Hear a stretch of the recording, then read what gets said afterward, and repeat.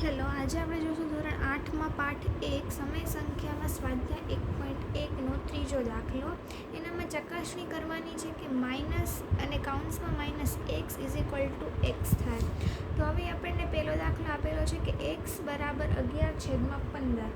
તો હવે આપણે આ રીતે જે છે ફોર્મ્યુલાને અપનાવવાનો છે. તો માઇનસ છે તો પહેલાં આપણે -11/15 લખશું.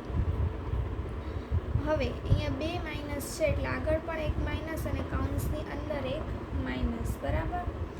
તો હવે આ માઇનસ શું થઈ જશે? પ્લસ થઈ જશે. એટલે 11/15 માટે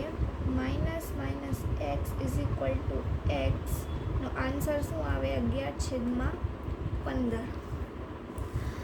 હવે બીજો x બરાબર -13/17. હવે પહેલાં માઇનસ એક્સ છે એને આપણે કરીએ તો શું થશે?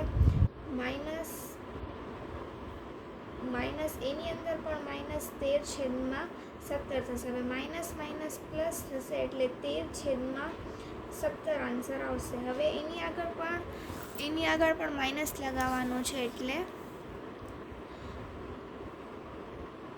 માઇનસ, આપણે અહીંયા માઇનસ લગાવીશું. માટે -x